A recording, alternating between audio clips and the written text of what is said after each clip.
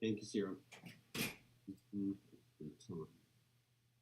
Welcome, Douglas County. My name is Kelly Robinson. I'm a commissioner of the Douglas County Board of Commissioners, and welcome to the March 21st, 2023 Transportation Committee.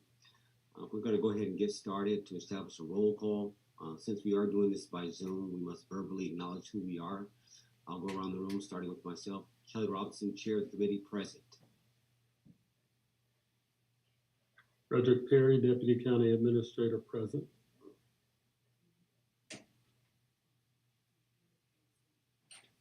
Suleiman Rana, Deputy Director, present.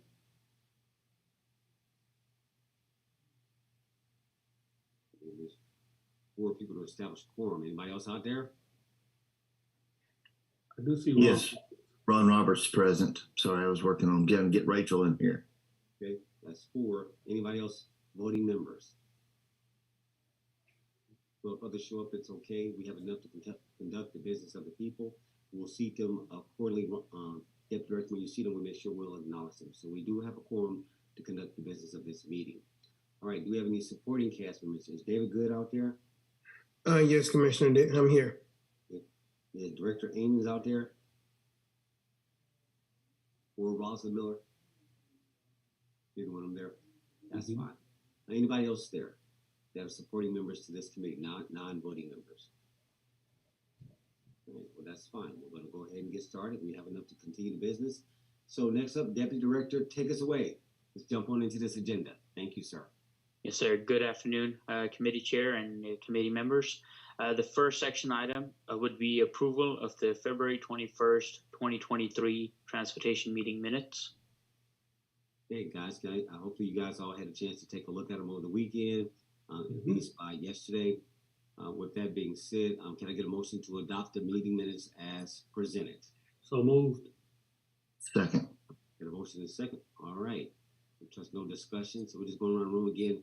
Because we're remotely, we need you to say your name if you don't have your camera on. Kelly Robinson votes yes to adopt. Frederick Perry votes yes. Suleiman Rana, yes. Ron Roberts, yes. All right. We have our quorum voting members. That sounds good. The meeting minutes have been adopted as presented. Deputy Director, let's keep moving. Yes, sir. The next item is transit updates. For that, I hand it over to Director Roberts. Director Roberts, you got the mic. Come on up, sir. Yes, sir. Thank you so much. I am actually having some trouble getting Rachel on. I know that Daniel Cherry Hoover is on here about the outreach efforts that she's done. So if it would be okay with you, Vice Chair, we'll get Rachel on here at a later time to update on the TMP, if that's all right. And we'll give Danielle 2 or 3 minutes, just kind of where we are with the public outreach component. Sounds good. We can keep it going. Welcome. Hello, good morning, everyone, or good afternoon, excuse me. I want to quickly share my screen and just go over some updates. And as Director Roberts said, in about 2 or 3 minutes. Suleiman, am I able to share? Yes, you should be. Please go for it. Thank you.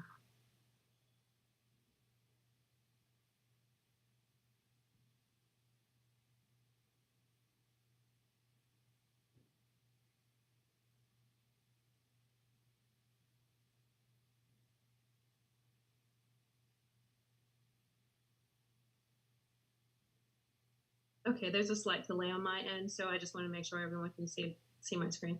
Yes, it's up. Fantastic. So what I want to briefly go over is we've been making some wonderful ground in getting these KPIs. So the groundwork would absolutely help us in the future and current state of affairs. So what I'm going to talk about is some of the things that we've gathered, but what you see on the screen are the confirmed to date. I want to stress that these are the confirmed to date KPIs, key performance indicators. This information may change as the transit study goes along or as we gather data. So these are the items that Director Roberts also confirmed. The fixed bus route, ridership, social media, and some of the customer service items are what I'm going to go over today. I want to thank the communication staff and the IS team. They were instrumental in gathering this information, and without them, this data could not be compiled. So we've been meeting regularly, and more information to come as we continue to meet and come up with a rhythm in doing these KPIs. So to start with the fixed bus ridership, as you know, within marketing, we do comp 1 year over the next. So within this ridership summary, I am going to go over that as well as go over where we are currently. So there's still growth, definite positive outlook right now. 13 consecutive months of growth, meaning from February of 2022 to February of 2023. So we're trending upward. And of that, 46% ridership increase. And that is just basically from January to January. Or excuse me, January of 23 to versus January of 22. So comparing January month and year to January month and year of the previous, it's a 46% increase in ridership. On this screen, you can see the comps between 2022 and 2023. As I mentioned, it's always a benefit to comp over the previous year. So the green is the 2022, and of course the blue is the 2023. And you see that we're again in an upward trend. So we'll continue. What is your raw number? For, just for my sake, I need to hear the actual number. Like, what is the year? Yes, sir. Go ahead. So 2022, February of 2022, 1,318 versus February of 2023, 1,918, 1,918. So again, February of 22, 1,318, February of 23, 1,918. And I do apologize. That's where that 46% comes into play. I got it. Thank you. From last time.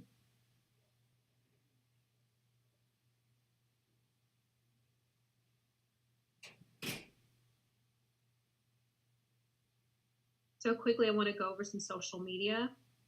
Last time I did an overview of 2022, and I want to do a deeper dive of where we are, because not only does it fall in line with our outreach initiatives and the activation plan that we came up with end of last year going into this year, and we're on trend with our target audience on social media as well as our efforts within the community. So on the left, you'll see Facebook, and on the right, Instagram. And our target audience are students and seniors. So it's pretty much on par of who is being engaged within both platforms. And as you know, Instagram leans more towards a younger audience. So the target audience you see here, the largest group does around 35 to about 55 in both mediums, both on Facebook and Instagram. And it's definitely heavily towards women. 78% are on Instagram and 74% on Facebook, as far as those who interact most regularly with those platforms. And for those who are listening, please continue to engage with us at the handle @ConnectDouglas. And what you see here is just profile visits, trending upwards on the profile visits. And this is just for the past month since we were together, February to March, is what you're seeing on the screen. And those trends upwards, I do believe is the interaction of basically what happened, that inclement weather. Most recently, we had National Transit Drivers Appreciation Day. And for those of you who don't know, it was March 18th. So this past Saturday was National Transit Drivers Appreciation Day. And we were thankful enough to grab some video testimonials of transit lead driver and supervisor. And you see on the bottom right, there was service alert. So a lot of people were interacting with social media to get updates. The Google business page, this is an opportunity to just gain additional visibility in addition to Facebook and Instagram. And what you see again is monthly data from the last time we were together. So their total views, so 2,212 visitors were to the Connect Douglas business page on Google. Another 384 were total searches. 309 were website links. So those who are just clicking the website icon on Google. 236 phone calls, meaning those who clicked on the call button, and 91 directions. So those again who clicked on the directions button.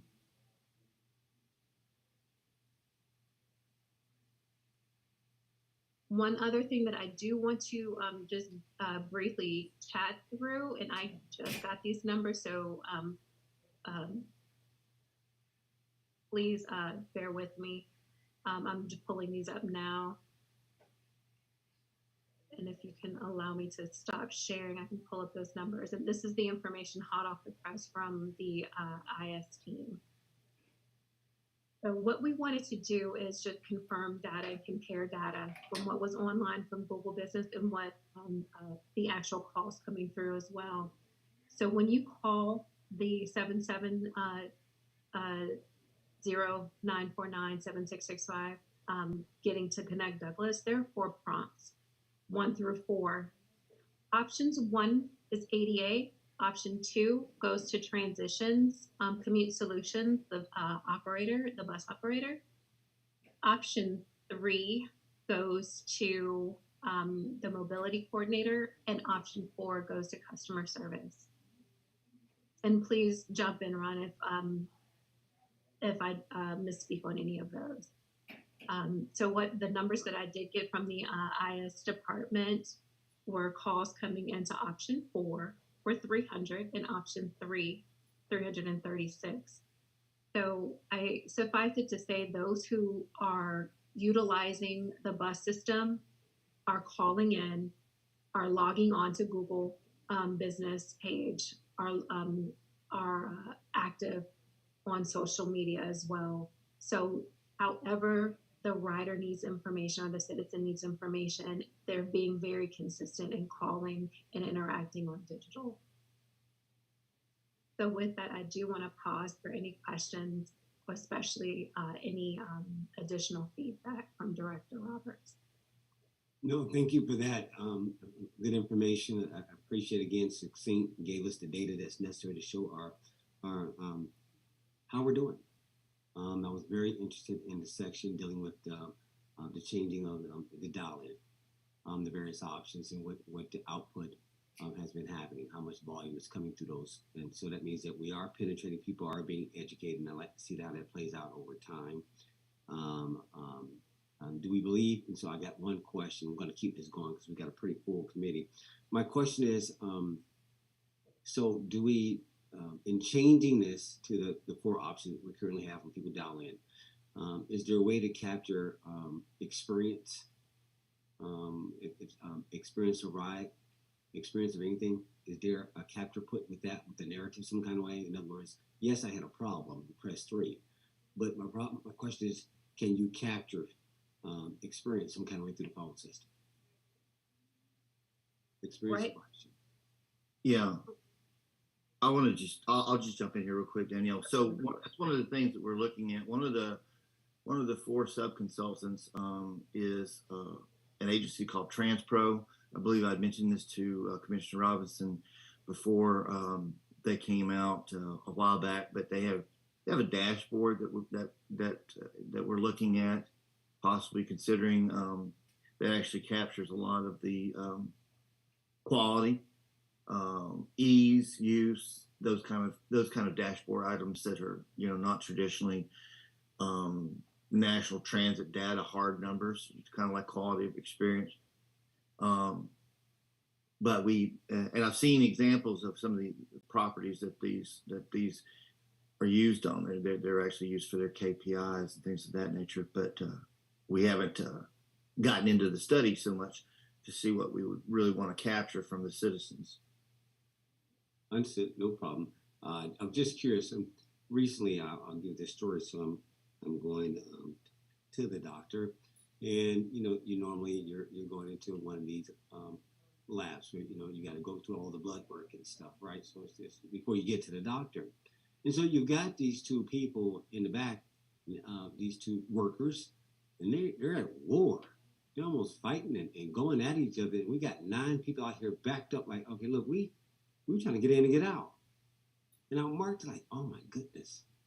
I mean, it was just a total, and like we couldn't hear each other like through the walls here in the courthouse. Like, I mean, they were going at each other. And we were all standing there stunned. Now, these are the people who are going to actually take our blood. And so but of course, my mother goes up there and she's like, okay, y'all, there they go. They finally got their act together. We finally got out there in 5 minutes. Now I've been here an hour. But I got a phone call later because I had to tell my ultimate doctor, like, look, this is my experience. That was unacceptable. I mean, you got people who are caring for you and doing things, and they're just like, okay, you got to report that, right? So again, I have a dial-in number I can call and I can leave my complaint. I'm just asking, do we have that type of capability to be able to report, to be able to hear things where something may happen with one of our drivers, like with school buses? I mean, do we have cameras on there that can capture this? How do we give more narrative? I'm just curious. I'm just asking. If we're not there, we're not there. But it's a real life experience I had, and I just wanted to see how we rate against that. How do we capture in that moment? Ron? Sorry, multitasking, Commissioner. Yeah, so the we have Angel Tracks that are available on our buses. That's the system for the actual videos that we have, and we're in the process of updating all those for all the buses currently. That's an RFP that we want to get out, and a service that we desperately need. Some of the camera systems over the last 3 years have fallen by the wayside, but Angel Tracks is what we use. I do not know what the school system uses, to your question. Okay, but duly noted. I mean, I appreciate it. We'll take that offline. More cameras. So I guess my question is, these video cameras, do they have audio as well, or is it just visual? They are the audio and visual. There's like 7 cameras on each of the cutaways, 2 interior, 5 exterior. And where's that information stored? There's a box on the buses themselves. We have a key to, so when there's an incident, the boxes are locked and they're above where the driver sits. So we can go in and unlock the boxes and pull the video and audio to see about what happened and what's going on, or whatever the complaint is. Got it. And so again, so is it erased? What's the storage capacity? How long? And is it stored somewhere? I mean, I'm just curious how this works since y'all brought it up. How does that work now? So how long is that storage sitting there in that box? And does it? I don't remember. I really don't remember. I can't. It records over itself over every 30 days. So, but I don't know how many terabytes of storage that each unit actually has. But if it's something outside of the 30-day frame, and we get a report about it, then we don't have it. There's several cameras that are down, several systems that are down that we're working to fix. Okay, so it's not working. Make a note of that. I'm still going to make a note of that. I want to come back to that. It's no different than the jails. Like, okay, we have assets we're paying for, and they're not working. It's like once I find out about it, then I've got to address it. So that's one thing. And the other thing is that from a quality, do you even look at the tapes? It's like them sampling. Every now and then your call will be sampled. Do you ever just look at the video and just see, are they even compliant from a recording? Not you, personally. I'm saying that's part of quality control. You go out there and sample and see, well, what was the experience? You can tell me one thing. It's enough for me to see it. And to see how did that experience go. So let's take this offline. I don't want to belabor this point, but I appreciate it. It was warrant conversation because we got to go deeper than just, again, I get it. People are getting there. They're doing the rides. It's going up. What is the quality of the of your ride? What's the quality of the experience? Is really what I'm trying to get deeper at. We're not there yet, but those are things that I'd be curious about. It's like, okay, well, did y'all ever go look? Do we even know? Because some people don't complain. You're not gonna complain while you're sitting there because you're trying to get to work. You're trying to get where you got to get to. You're not trying to cause any drama at that point. You're like, look, let me just get on up out of here. As much as I get out of an Uber, when I don't like somebody, like, you know what, I'm just get out and start walking. I ain't got time for this. So I'm just curious. Do we actually think about that? So, all right, I'm gonna keep moving. Do we have any other committee members that are voting that came that we need to acknowledge and see from? Yes, sir. Yes. We have Director Colbert and we have Madam ACA. All right, welcome you two. So we're up to 6 members. Got it. All right, welcome guys. All right, you guys heard this. Anybody want to talk about this topic? Ron, do you have your other guest speaker ready to go? Ms. I Rachel? do not. I am trying. I've forwarded the meeting. She wasn't on the original invite. I didn't see it, but so yeah, I'm trying to get her on. All right, no problem. We're gonna keep this going then. We'll come Yeah, back keep to it you going. once she jumps in. Okay. You have anything else other than that topic? We'll come back to you. Yeah, we'll come back if that's okay. Right. All right. Director Roberts, thank you so much. Thank you. Deputy Director, let's keep going, sir. Next item. All right. Number 2 is Public Works update. Thank you, Daniel. Thank you, Daniel. You did good. Thank you. All right, keep going, Deputy. Yes, sir. Number 2 is Public Works updates, and we have Director Heath Colbert for that. Hello, thank you. Come on in. You're up now, Director Cower. Okay, so I'm going to give you the LMIG updates. We're currently poised to finish this week with the 2022 list. So they're out there now. Given the weather stay the way it should, we will finish Friday. And then we have, let's see, for the actual 2023 list, we're still waiting on that to go out to bid. To receive bids, I believe is the latest on it. And other than that, we have Yellowstone going to start on April the 1st. Everything is signed, sealed, and agreed upon, and where it needs to be. And then our in-house crews will be starting the work next week as well, as far as cutting the grass. Pending any questions, that is all I have right now, sir. No, that's okay, but that's an important topic. So, LMIG, how Sure. many miles are we doing that they're about to start with? What was the total? Up to 9, was it 9, I believe? For 2023, Yes, it would be about 6 miles that Okay. we'll be doing this year. That's right, very, very small. So 6 Yeah. miles, and that's for total all 4 commission districts. Right. correct. That's roughly what, 1.5 each, 1.5 mile. Yes, sir. Not very much. Lee Road is 2.5 miles. So that means that ain't much, guys. No, Not much this year. But again, this SPOS is important. I can't wait to get that started so we can get back in the game. But nonetheless, we take the hand that's dealt, and sometimes it's not always a harvest. Sometimes it's a drought. Sometimes, and we'll deal with what we got right now. So thank you for that update. They're going to finish out obviously 2022, and we're going to or whatever the work you had been doing, and we're going to kick it off here soon. All right. yes, sir. I got one question for you then. Okay. Go ahead. I just said, okay, I'm ready. Oh yeah.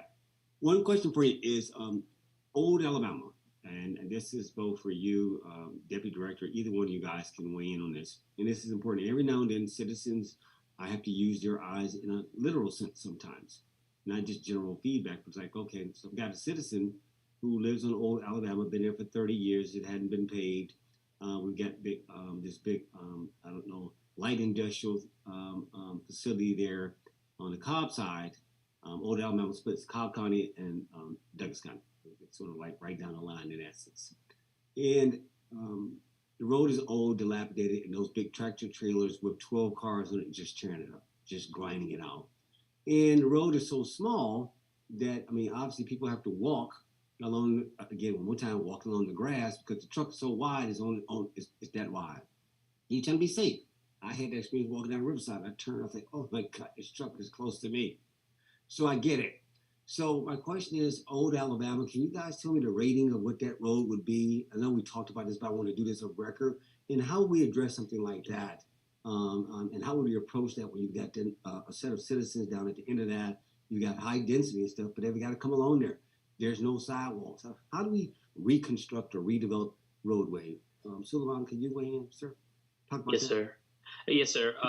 We had a brief presentation on that for towards the end of this meeting, but we can discuss that right now. Oh, no. The- We going to talk about it later?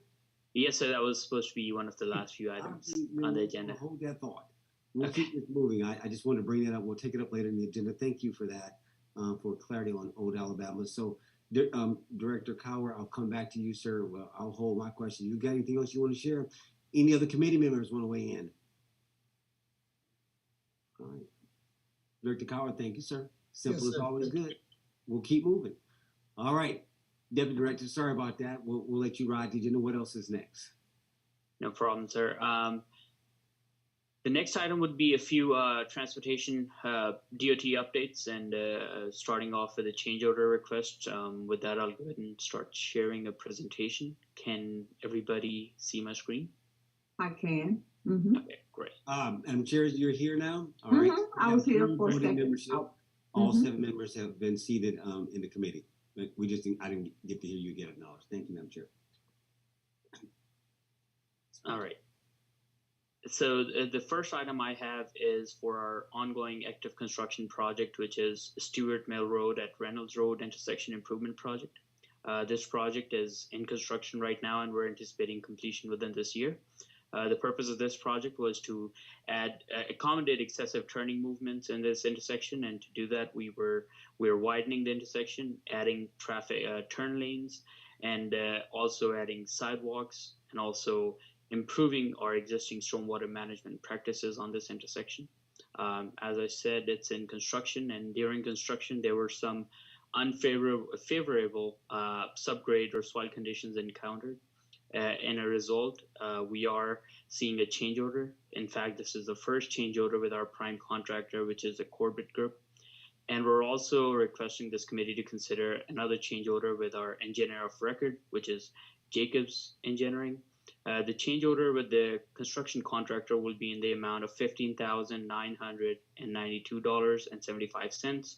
And then the change order with our engineer of record, Jacobs Engineering, would be in the amount of $17,000. Okay. All right, so we're going to do them together. Yes, sir. I can make one motion if you don't have any questions. Separate when they go to obviously the full board. It'll be 2 separate items. But go ahead and make your motion, please. Okay. I make a motion that this committee approves the following: to accept a change order number 1 with the Corbett Group LLC in the amount of $15,992.75, and a supplemental agreement number 4 with Jacobs Engineering Group in the amount of $17,000 for full board approval. So move. Can I get a second? Second. Second. All right, I got a motion by Madam Chair and a second by sounds like Madam ACA. Anybody want to discuss anything regarding these 2 combined topics? Hearing nothing, I'll go ahead. We'll go around the room for either of you, yay or nay regarding this matter. But you have to say your name again because we're Zoom and we need to codify who said what in case you had the cameras off. So I'll start with myself. Kelly Robinson votes yes. Ramona Jackson Jones, yes. Frederick Perry, yes. Tiffany Stewart Stanley, yes. Ron Roberts, yes. Suleiman Rana, yes. All right. Heath Cowart, yes. Right. I was waiting for it. That means we've got a unanimous passage of this motion and send it on to the full Board of Commissioners. Thank you, Deputy Director. Keep going. Thank you. The next item it relates to some of the complaints that we receive from our citizens on a regular basis. Before I start into the specific intersections, what we do is we carefully analyze those intersections where there are complaints about congestion or safety issues, and we perform internal traffic studies. Upon completion of those studies, our traffic manager or traffic division manager, Carla, she recommends any recommendations or upgrades that are needed for those specific intersections. Oftentimes when this results into a intersection control method upgrade, we require board approval, and that's what the next item is about. We have looked at 4 intersections that were linked to different complaints that we've received. And with that, the first one is Lithia Springs Center at Groovel Lake. The second is Old Douglasville Road at Brownsville Road. Third is Rock House Road at Rock Hill Parkway. And the fourth is Slater Mill Road at Slater Mill Circle. So the first item that we're looking at is at our newly built senior center in Lithia Springs that is off of Grover's Lake Road. Me, along with my traffic division manager, were down there for a leadership training not too long ago, and our senior services director pointed out the insufficient side distance that's not enough for our senior citizens that are driving or exiting out of the facility, and that is just causing some unsafe turning conditions at this facility. Upon research, we identified that this is a 35 miles per hour roadway. The required side distance should be at least 390 feet. The existing side distance on ground is 260 feet. That means there's insufficient side distance on ground. Upon further research, we also identified that the 85th percentile speed of this road is about 40 miles per hour. So that's what most of the drivers are driving on this road. So we are proposing an advanced warning flasher for this driveway. And this would be an electric flasher that would warn the exiting senior citizens about any incoming traffic at a distance of 445 feet, which is exceeding the minimum required side distance of this intersection. Another thing that we incorporated was a church across the street, not too far away from this intersection. The intersection hindrance is due to a hill that basically disrupts the sight of line. And this church basically falls just behind that hill that's causing the side distance issue. So what we're proposing is a double loop detection that picks up any car within 445 feet of this driveway exit, and also incorporating the traffic exiting out of this church heading towards the senior center. And what this would do is, I would go to the next slide to show you the in-house design that our traffic manager put together. This would have a flasher that would warn the exiting senior citizens about any incoming traffic that could that conflict with their left turning movement. And basically this would we haven't had any crashes yet, but this would be a much safer approach for this intersection that lacks adequate side distance. And that is the first intersection I have for you guys. Very good. Madam Chair, any thoughts on that? It seems like a very good improvement, makes sense. What is there a dollar amount associated with this, or you still got to go through that process? What do you anticipate would take to sort of bring this to pass? Yes, sir. This would be about $6,000 to $7,000 in raw cost, material cost. We will be funding that out of our own budget. We just require board's approval to upgrade the traffic control method. All right, I have no problem bringing that forward, Madam Chair, unless you object. That's an easy win right there. Right, yeah, quick win, and it's a safety issue as well, so thank you for addressing this issue. Keep going, Deputy Director. All right, so the next intersection we're looking at is Old Douglasville Road at Brownsville Road. This is in Douglasville, this is in District 1. This intersection basically is a major minor intersection, with minor road being Brownsville Road, controlled by a stop sign, and Old Douglasville Road serves as the major road and is a free flow road with no stop condition. What happened is that this road extends into Cobb County, which Brownsville becomes Stout Parkway, and then it further extends into Paulding County. And up in the Paulding County area, there has been significant residential development. And because of that, we have had excessive traffic heading towards this intersection to access I-20 or Thornton Road. And with that, we've had backups that start at our intersection, but they've queue all the way back into Cobb County. So with this excessive congestion, we looked into this specific intersection, ran some crash analysis and traffic counts, and we found the following information.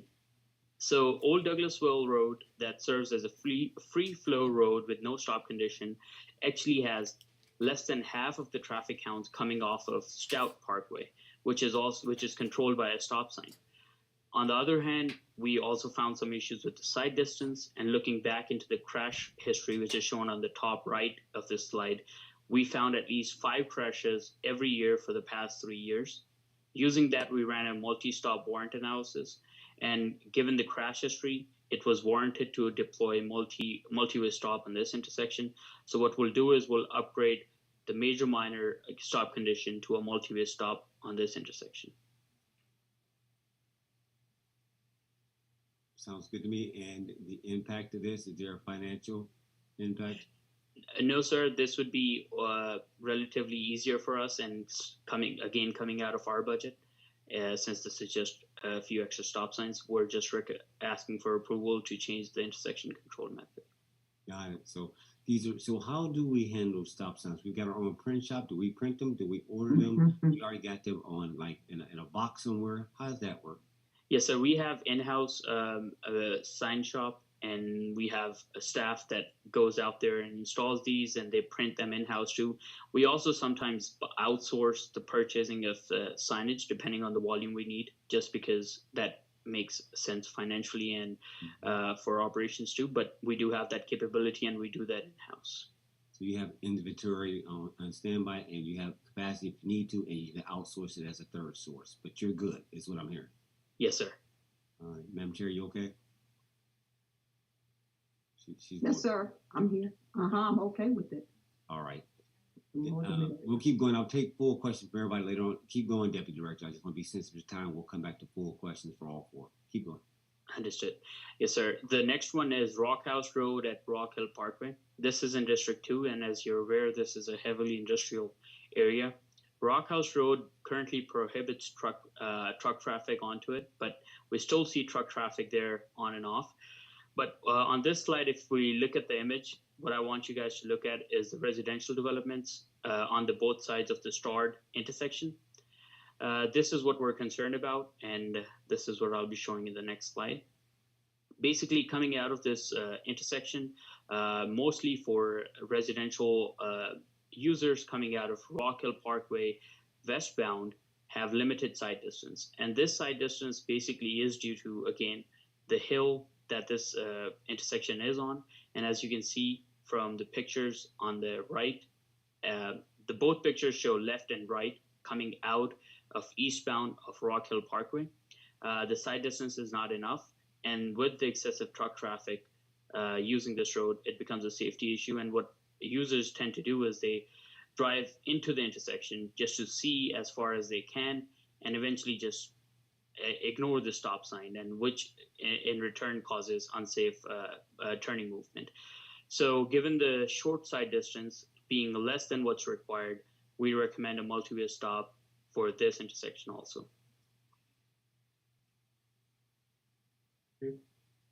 Multi, same thing as the last one? Yes, sir. All right, that's fine. All right, so here's my question about Rockall. So why are trucks going there?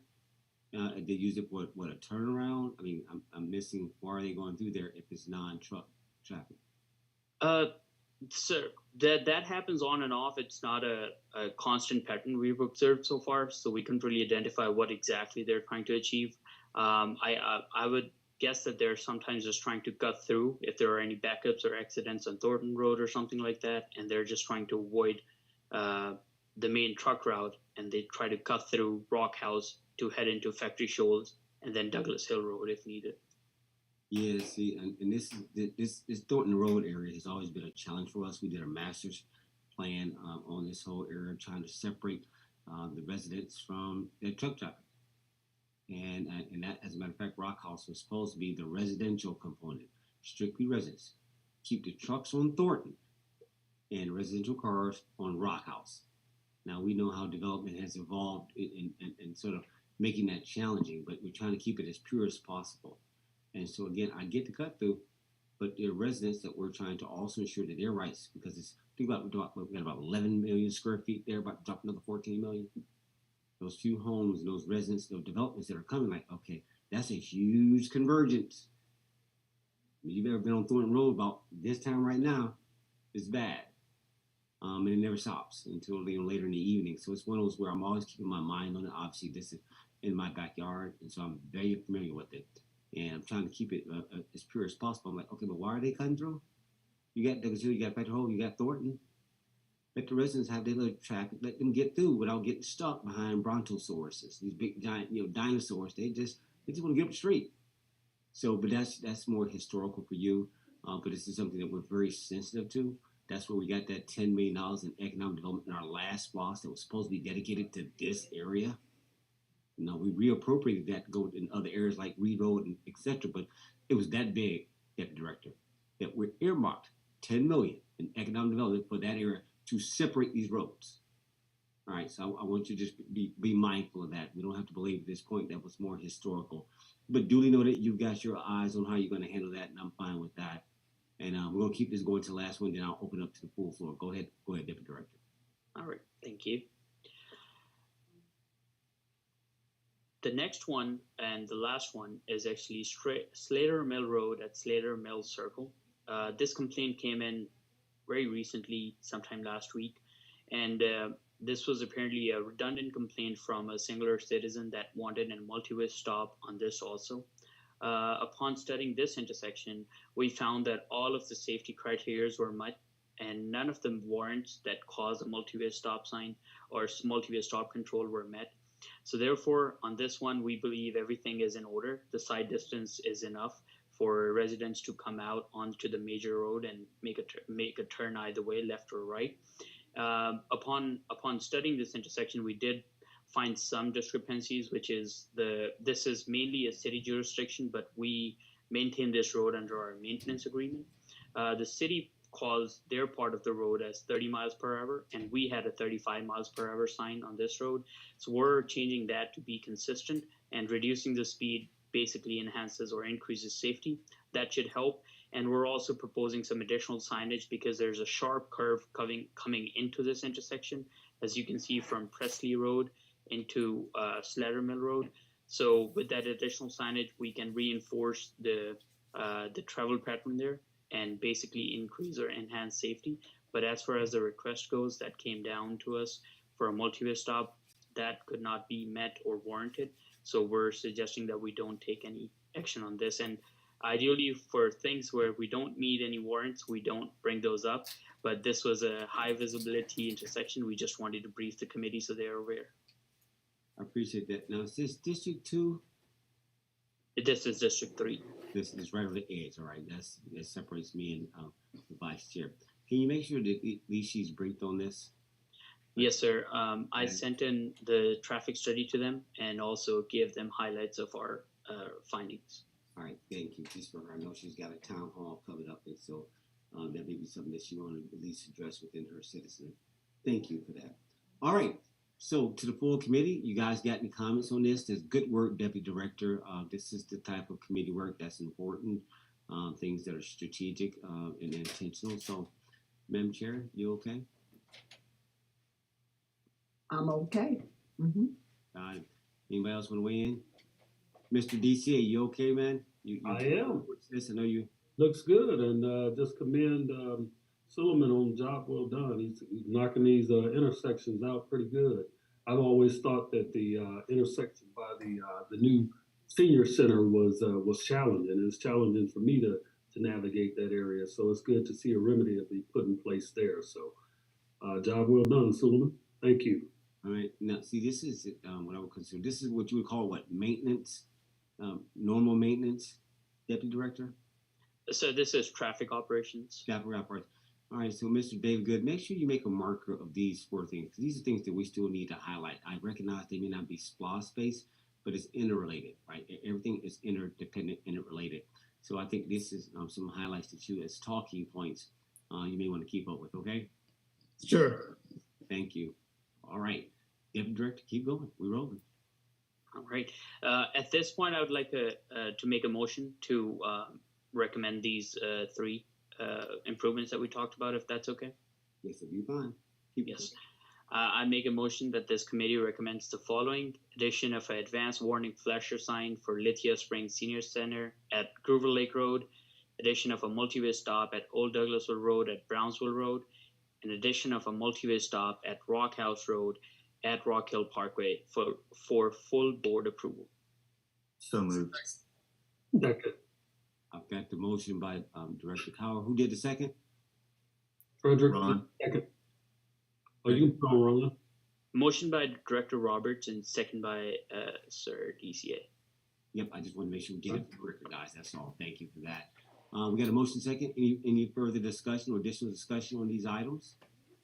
If none, we'll go around the room again. Say your name clearly for the record. Either you agree or disagree, yes or no. Kelly Robinson votes yes. Ramona Jackson Jones votes yes. Frederick Perry votes yes. Tiffany Stewart Stanley, yes. Solomon Rana, yes. Ron Roberts, yes. Keith Cowart, yes. All right, it sounds like we got all voting members that weighed in. It was a unanimous passage to send to the full Board of Commissioners this course of action. Thank you. All right, Deputy Director.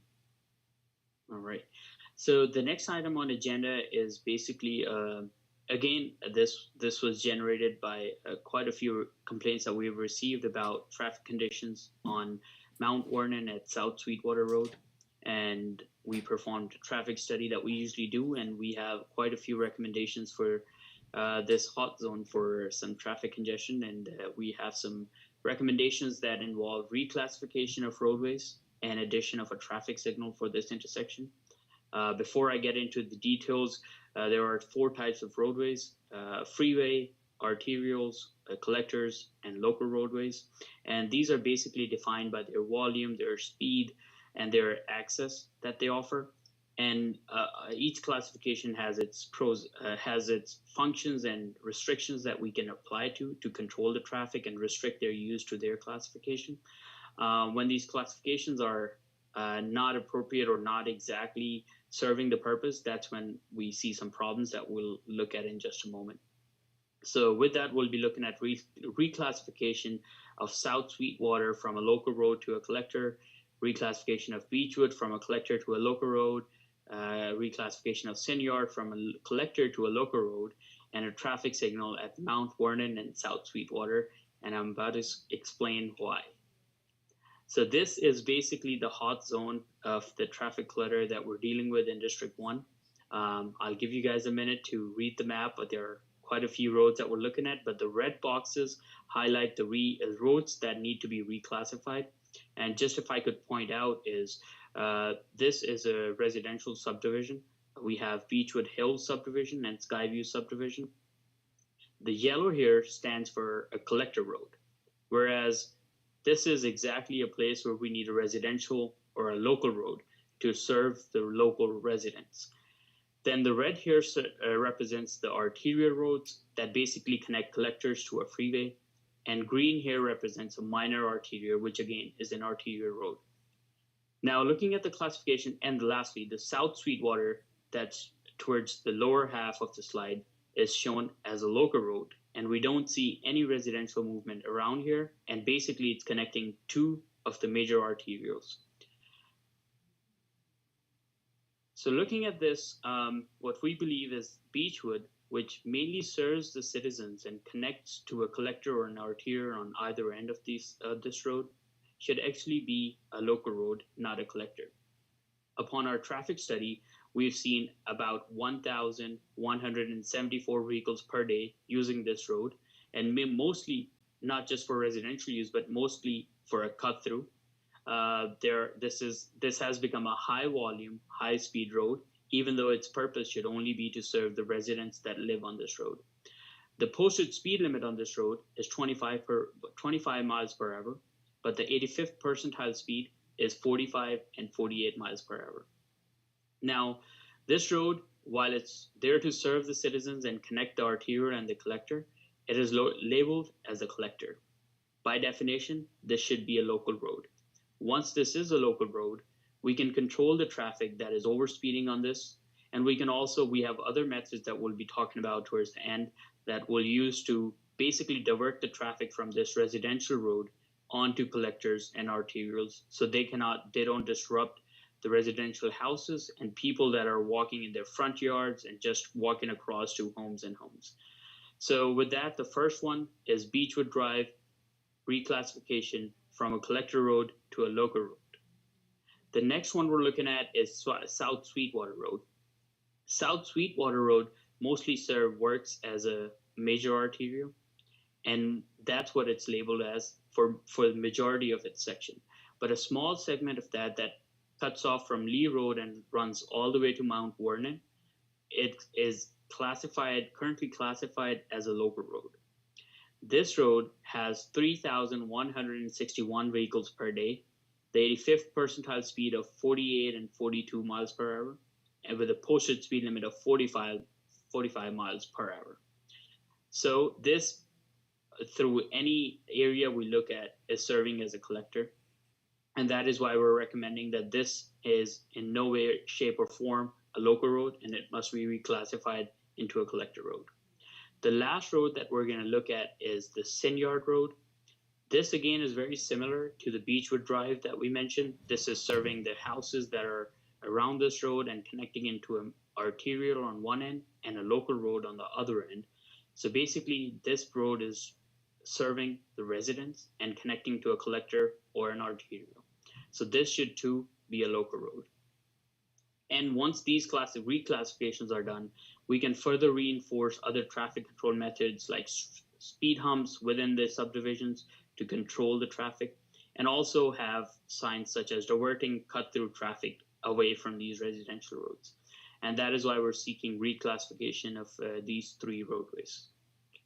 While that is half of the problem, the other half of the problem comes from Mount Vernon and South Sweetwater Road intersection. It is because this road is currently stop controlled, and upon analysis, it was concluded that it meets a signal warrant, so we should technically have a signal on this intersection.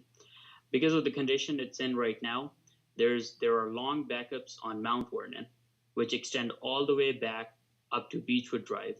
And what people do is, rather than waiting on that stop, they just cut through Beechwood and get onto Sweetwater to access I-20 or wherever they have to go to. So with reclassification and adding a signal to this intersection, I believe we solve most of this problem, and we not only ensure safety for the residents and the houses there, but we're also making sure that our operations are up to the mark and making sure the congestion is relieved for this intersection. And this is our signal warrant. Basically, quite a few warrants meet on this. We just need one for a signal to go out there. So we'll be requesting this committee to recommend a signal warrant for this intersection. And with that, that's all I have. No, thank you for that, Deputy Director. So again, so this will be considered, this is not a state highway or a state route, and so this will be something local. So what will be the timeline if the board so approves it at their pleasure, and the costs associated with this signaling of this intersection of Mount Vernon and Sweetwater? Yes, sir. So upon approval of the board, this is a county road. We can have this done between 2 to 3 months. That is because currently our signal capacity is not to 100%. We sometimes have to use our contractors or call in a favor from GDOT maintenance folks to get their bucket truck and get a signal installed properly, because you need 2 bucket trucks out there when you're installing a signal. So that is why that is the time frame. As far as the cost goes, I don't have an exact cost for this one for today, but I would anticipate it being $20,000 to $30,000. Right, so it's not going to be as much as Riverside and take as long as Riverside. That was a full light right there, Riverside and Fairview Road that we did there. So what I'm hearing you say, that was about almost $500,000. So I think the prior director was able to get it cheaper than that, because obviously Fairview Road is 92. So he worked something out. But this one, we totally incur the cost and we own it, and you think it's less than 6 figures, give or take? Yes, sir, it is, and that is because a lot of the work will be done in-house. We'll design it in-house. Our staff in-house will install it, and we'll use contractors or GDOT at some point if we need to, but most of the work will be done in-house, and we have a lot of opportunity to save some good dollars there. So you telling me that the state be putting margins on us guys? That would be happening. That's why it's $500,000. And you could do this thing. If it was our road, we could do it for like what a quarter of that. I can't believe it, but I can. I'm being funny. But I get it, to your point, because if you can control the whole supply chain, delivery chain, I'm sure, right, he does his own design. I mean, we always had to wait for the design from the state to get the sign off. But if you control your own atmosphere, you can move faster, you get your own stuff. So I'm encouraged to hear that. I'm sure District 1 Commissioner Mitchell would be pleased by this as well. So any thoughts of the full committee? I mean, I like this whole analysis. Well done, Deputy Director. I mean, I really followed how you approached this and laid it out and articulated it, so I can envision what you were trying to get done over there. And again, think about, guys, over there, I mean, you got the Sweetwater, you got I mean, it's a lot, Mount Vernon, the cut-throughs, it's a lot of volumes, a lot of density right there. And so I'm sure it'll be welcomed. Madam Chair? Any thoughts, Madam Chair? I know she multitask, guys, so it's okay. Anything else for the rest of the committee? Any thoughts?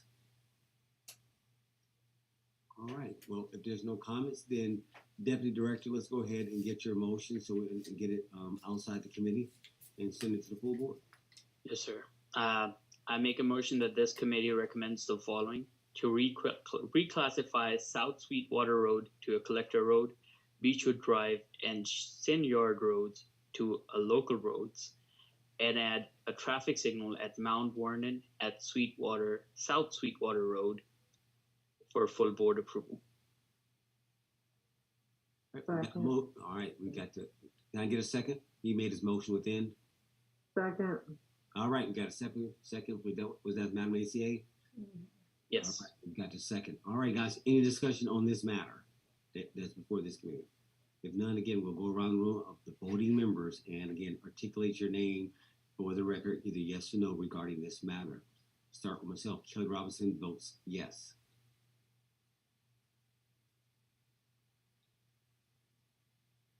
Ron Roberts votes yes. Frederick Perry votes yes.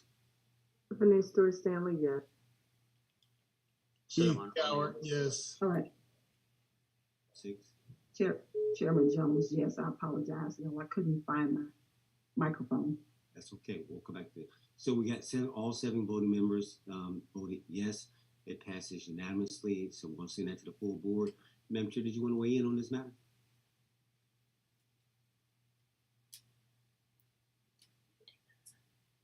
All right, we'll keep it going. Deputy Director, keep moving. Next item. Yes, sir. That pretty much wraps up our traffic operational improvements that we were requesting, and I would like to acknowledge our traffic division and traffic division manager, Carla. She does days of work behind every single complaint that we get and completes these traffic studies, so I think she does a great job. And I appreciate the committee's approval on all of these recommendations. Thank you. The next item we have is Old Alabama Road resurfacing and sidewalk. Yep. This again was a complaint we received last week.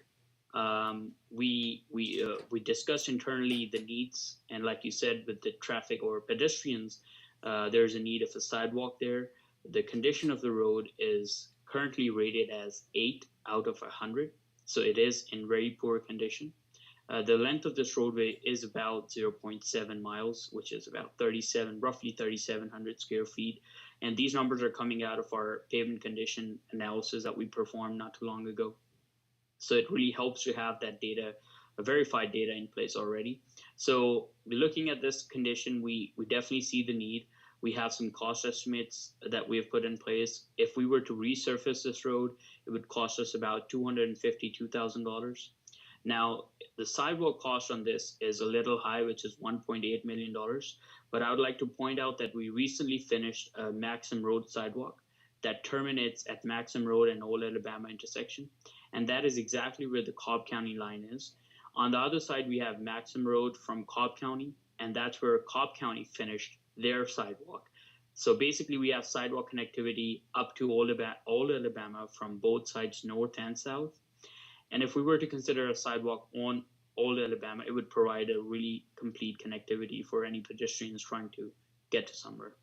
The only tricky part about a sidewalk for this road is that the road crosses over Sweetwater Creek, and there currently is a small bridge.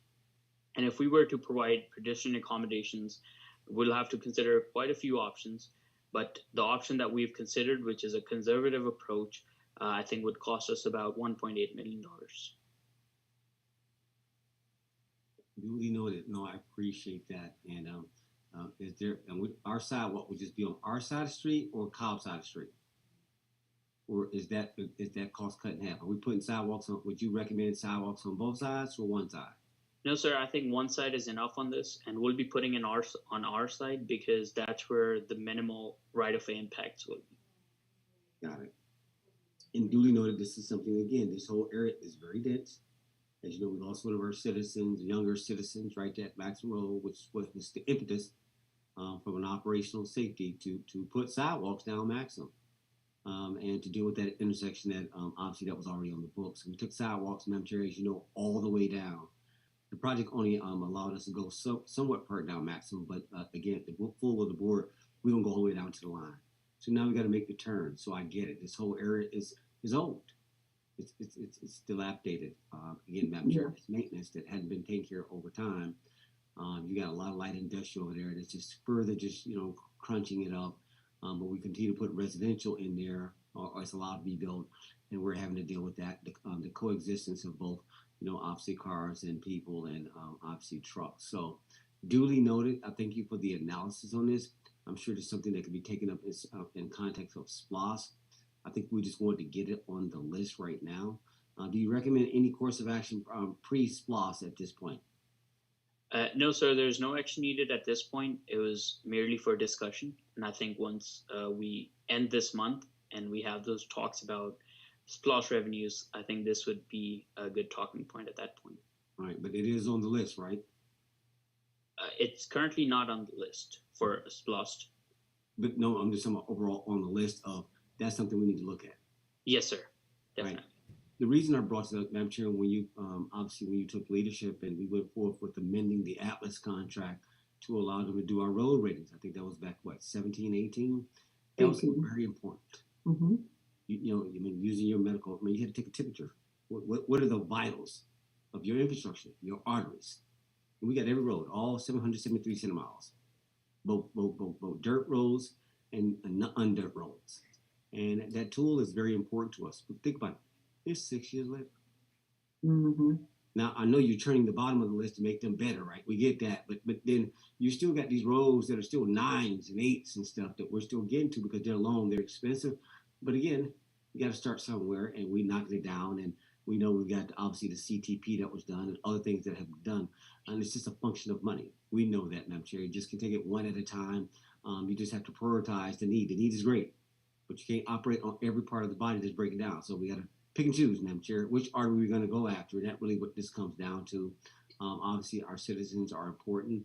It's subdivided into commission districts in which each one of us can sort of advocate for this artery or this ear or this eye, etc. So I think you get it. But any thoughts on that, Madam Chair? I mean, what are you hearing out of this? It's no action, but his analysis, his approach to responding to the citizen. What are your thoughts?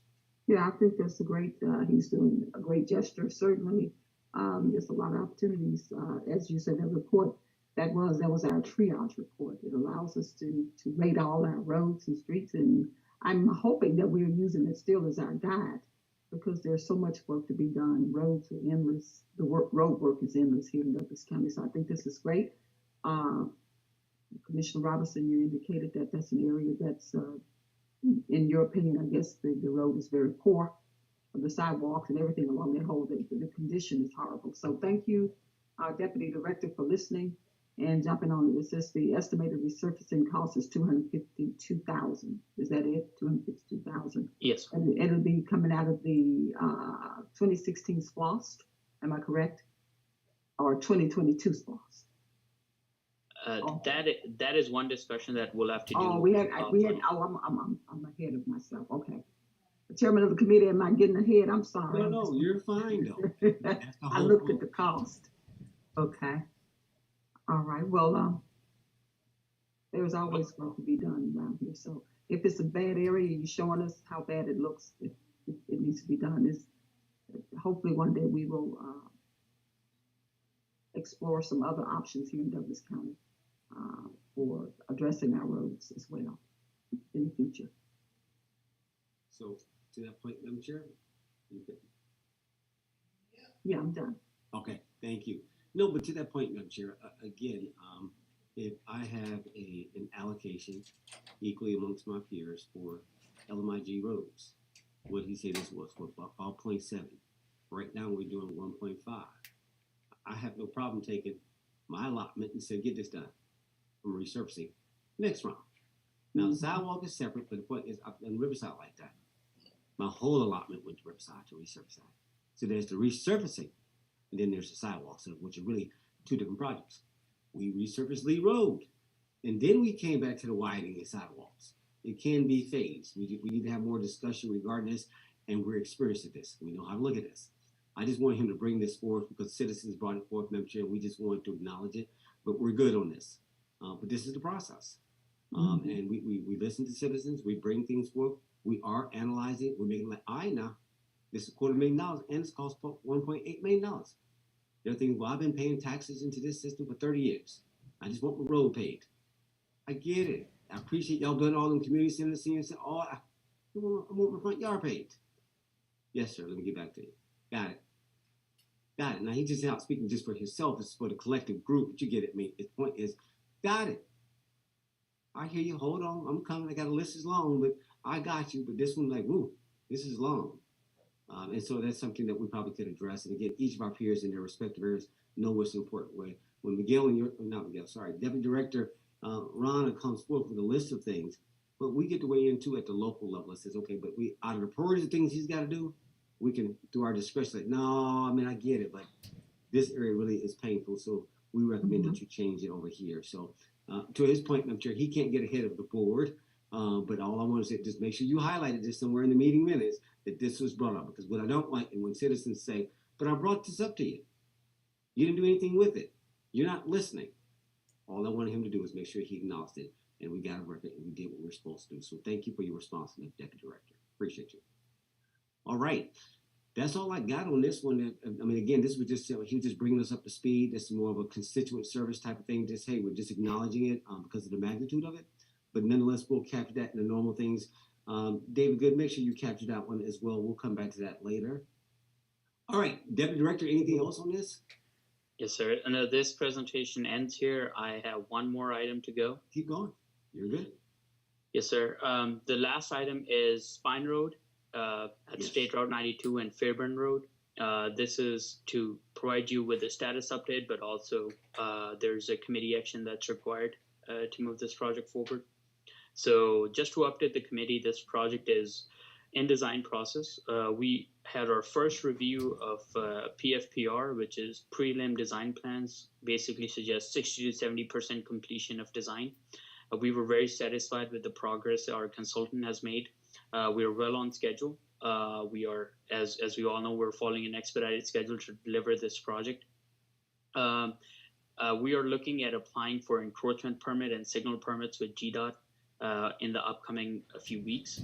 And for that, we need the committee's recommendation to full board that they approve the encroachment permit application and the signal application that needs to be submitted to GDOT since this is on 92 and it requires GDOT's oversight. I have no problem. We'll just go ahead and keep the meeting going. A motion, we'll discuss it within. Guys, can I get a motion according to its presentment to go to the full Board of Commissioners? So moved. Second. All right, we got a motion. All right, let's discuss this. So, Deputy Director, so this is an important project. The full Board of Commissioners did, obviously put this forth. This is part of the whole TAD, the whole Trails multi-complex area, and this was a key deliverable by the Board of Commissioners. From your perspective, I know you just inherited all this. How are we tracking on time? Because I think we had like an 18-month window of time that we're trying to hit. And so based on not put weather permitting, I get all that. I know how you adjust, schedules. From your perspective, how deep or far along? If it's 18 months, are we at month 6, month 12? Are we on task for month 12? Are we really at month 15? Where are we at? Sir, I would say we're at month 5.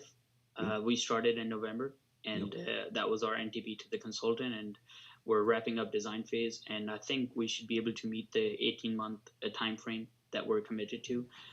We are coordinating along the design process. There were some discoveries of environmental impacts that could potentially delay the project. However, we're coordinating the need of those sections that are impacting those environmental aspects is not immediate. So we're talking about phasing this project out where we deliver the committed portion of the road in the committed time frame and phase out everything not necessary for the time being for a later time. However, while still being committed to a full delivery of the project.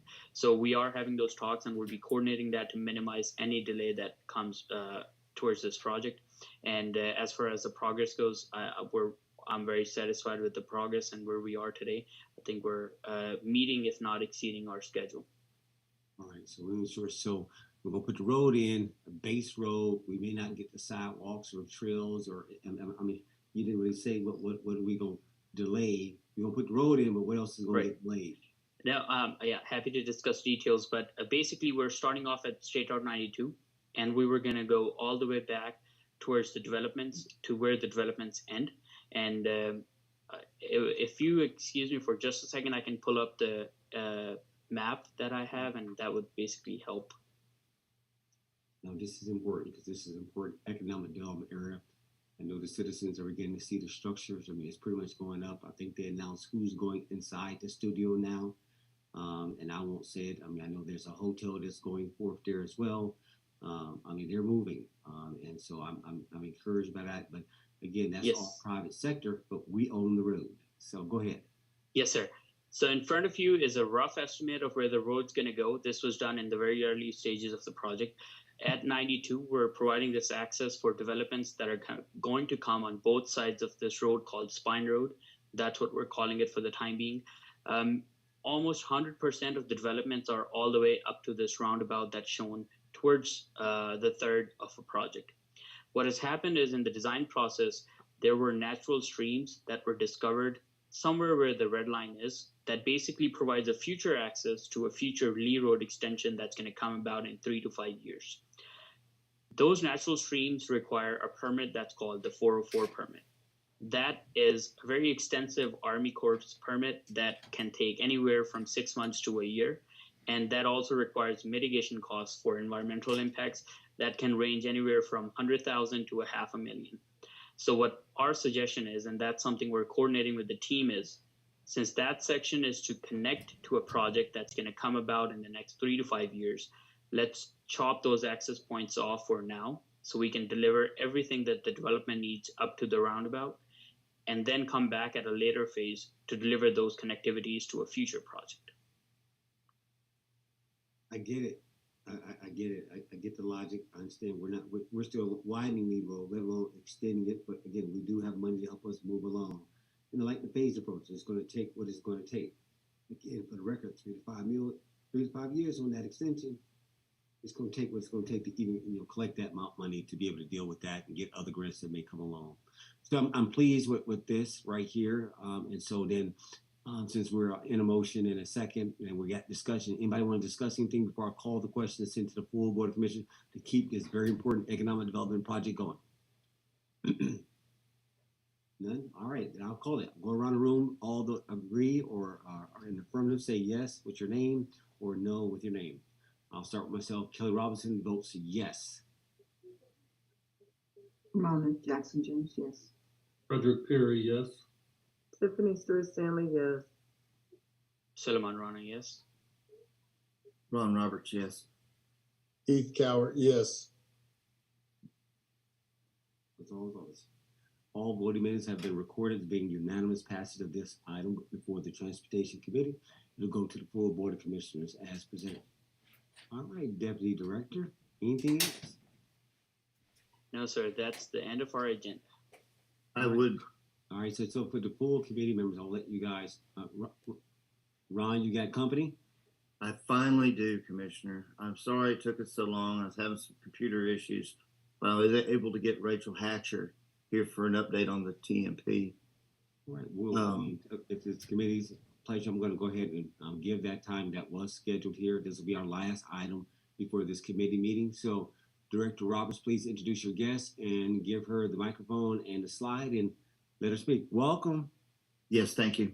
it's Rachel Hatcher from RSNH. She's project manager for the transit master plan that we are doing for Douglas County, and she has an update on our public involvement process and some other items. It's about 3 or 4 slides. All right, go for it. She has the floor. Thank you, Ron. And I would like to request that I can share my screen, please. It's not allowing me to with an existing share.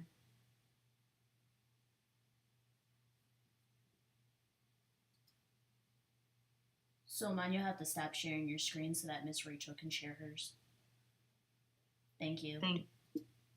Right now. All right. Let me know if you can see my screen. Yes, ma'am. Yes, it's up. Great. Thank you all so much for allowing the time. I appreciate y'all coming back to us.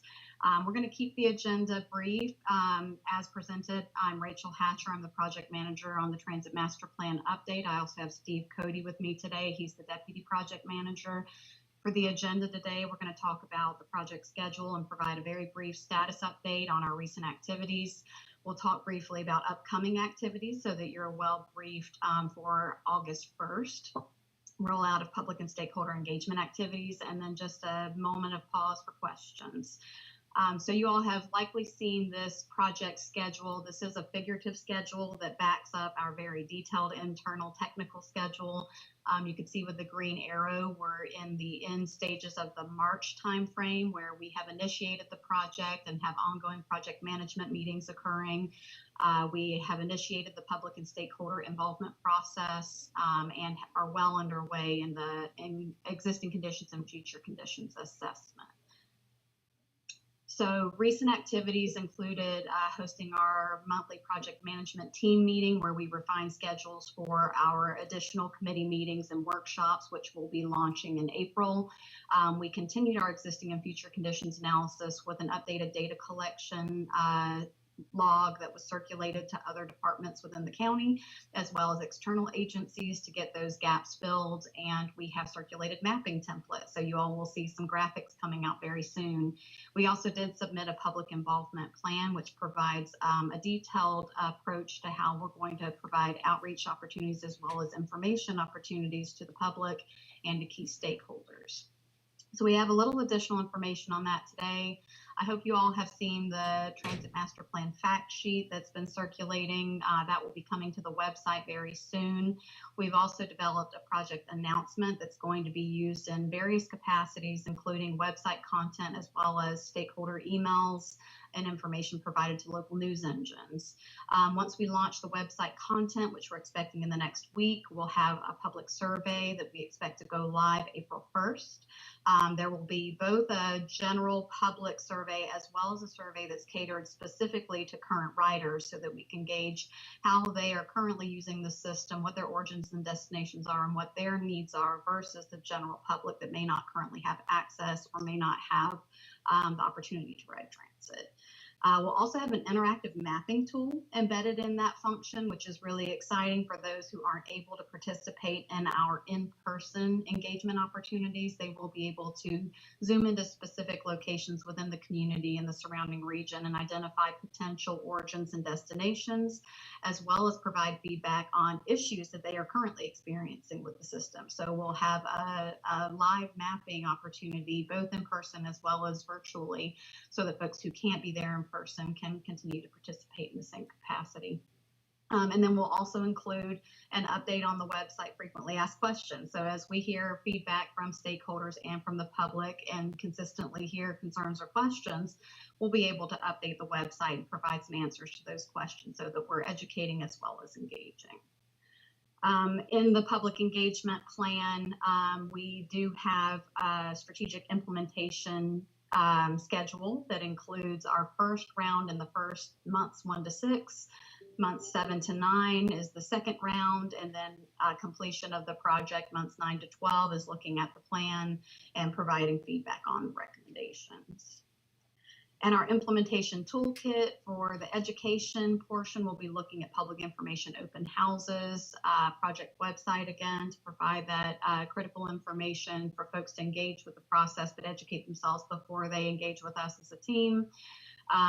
project fact sheets and facts on the website, and literature drops. So making sure that folks are getting tangible materials in their hands if they don't have access to those online resources.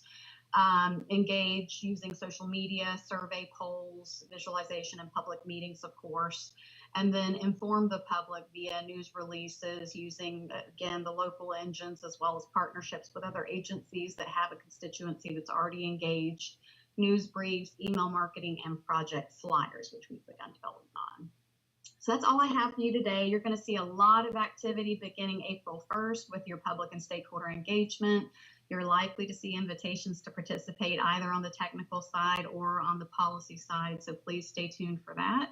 And I'm happy to answer any questions you might have. Thank you very much for that. That was very, very succinct. Again, very thorough. I had a couple questions before I open up to the full committee. The first one, you talked about current state, future state. Got it. Or, what I call current state, future state. And in that reconciling of that process, will there come a set of recommendations out of that or course of actions? I mean, what is the outcome of doing that part right there? The existing conditions and future conditions Yes. assessment. Got it. So it's a multifaceted analysis. So we will be looking at existing population and employment statistics, as well as future population and employment statistics, which does include transit propensity. So the concentrations of population that require transit services or that are most likely to utilize it. So it gives us some targets on the map to say, here's your best opportunities for the type of ridership that would pair well with different types of transit. What it also provides us with is your existing performance of your transit system today, so that we can see what is operating efficiently and what's operating not so efficiently. So it gives us a roadmap to where you currently have opportunities for transit service to be successful, and where you'll see that roadmap take you in the future. And then the transit performance side of it will say, let's compare that to how the system is operating today. Are we mismatched in areas? Are we providing service where we have very low propensity and very little opportunity for growth in the future?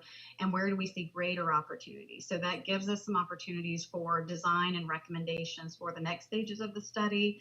But essentially, it gives you that technical underpinning. So when we get feedback from the public and we get feedback from stakeholders, we can compare it to data and say, yes, we agree with you. There's a significant opportunity in this area that's not being realized today. Here's where the data says it, here's where the feedback says it, and that's a really great opportunity for recommendations. We'll also identify areas where it's potentially mismatched. So we say, we hear from the public there's great interest, but there's so little density here. What else can we provide other than fixed route transportation opportunities that would better serve those populations that don't have that adequate density and won't in the future? No, I appreciate that. I mean, that's perfect. As a legislator, I represent the interests of the citizenry, and from time to time, I get to go to different conferences and hear things. And so, a couple of weeks ago, I'm at South Metro Development Outlook, their Outlook down over at South Fulton, and one of the speakers, they talked about how they're looking at different transit options. Obviously, the Atlanta Metro is more advanced, the Fulton Clayton, the Cab than we are, but nonetheless, it was insightful. But what I appreciate about what you bring to the table, it's the data beneath it. It's the needs. I mean, it's one thing to go get an Autobot bus that's driverless. That's great, but is there a need for it? And would it work here? And I'm not leaning you. I'm looking forward to the intelligent work that you're going to provide for us to give us a path forward. We got a baseline. We got it. We're in play. Thank you, federal government. Now we're in play. Now, where do we go from here? Now, hopefully you can take us coming to the conclusion of our pilot program. Now, how do we really deal with transit in Douglas, the 8th most dense, 12th most populous county in the state? There is some degree of need. Everybody does not have a vehicle. There's alternatives to mobility. And I just look forward to your body of work in the future. I appreciate that. That was just a sidebar. Thank you. So it'll be under. All right. So to committee Madam Chair, of course, you want to say anything on this? Tiffany, I'll come back to you as well soon. But Madam Chair, you want to? Intergovernmental affairs. I'm listening. It was a great presentation. Thank you, Rachel. Great job.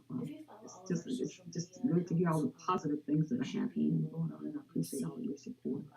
That's all I have for you, Sean. Thank you, Madam Chair. All right, Madam ACA, it was mentioned that, and Director Roberts, something about have we seen the facts? Well, I haven't seen them per se, not being funny, But I would like to ensure that if you guys are internal, at least to the full Board of Commissioners until this website comes up. I mean, that's something that we would want to have in our back pocket. Obviously, we have town halls that are coming up. And so the board needs to get this type of data. I know y'all working on it. Y'all working on the whole county. I get that. But can y'all ensure that there's a lifeline to this type of intelligence, that we at least we can have our talking points, fact-based things, that you guys are responsible for us trying to go, what website? Where is the website? But if y'all are getting this data, I think it should be shared with the full board as y'all see fit to package it, okay? Can we make sure that happens? Yes, sir. That's fine. Yes, we will. Okay, got it. I'm good. All right, anything else on this? Deputy, Mr. DCA, you good? I'm good. All right, thank you so much. Director Roberts and your guests, thank you guys for coming out. We're going to go close this out. Thank you. Good intelligence. We look forward to our next update, which is when? In another quarter, or did you say August? When will I hear from you again? You'll hear from me every time you invite me. So far, Okay. it's been monthly, so I expect that I'll see you all next month. All right, that's fair enough. I didn't want to infringe upon whatever your way you did your arrangement with us. So no problem. As far as milestones and updates to this committee, thank you. All right, Deputy Director, now it's back to you. Anything else needs to come before this Transportation Committee? No, sir. I just saw a hand up by Mr. Good before this presentation. Just wanted to make sure. I'll come back to you. Go ahead, David. Anything you want to add to this? You got the floor. Yes, thank you. Thank you, Commissioner, Chair of the committee. Just when Deputy Director Reyna was speaking about those intersections, it brought me back up to some intersections that was mentioned before when Director Miguel was director on some projects that weren't a go because of what was going on around. One of them was the Groovers Lake Road at South Sweetwater. Some of the seniors mentioned that they would rather take Groovers Lake down to Vulcan and then Vulcan to Lee Road to make it around instead of trying to go up that hill piece to make that right or left turn.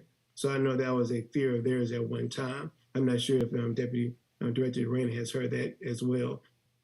But they were wondering at that time if there was a way to have a traffic signal there. I believe that time the answer might have been no because of the fire station having their signal there. So I just wanted to bring that up as one, and then the Cedar Terrace Road and Lee Road as another, as some people no longer are able to make a left turn off of Monier Road onto Lee Road. They now try to use Terrace, and we see sometimes a backup of that one. But I know that one was also going to be answered after Lee Road widening was going to be done. But because of what Reyna brought up, I thought I'll go ahead and bring this up to you guys' attention. Nope, appreciate the feedback. That's another feedback mechanism. Thank you so much. Deputy Director, you got that? I want you to make sure you double back with Mr. Good and you guys get clarity on that, okay? That historical, okay?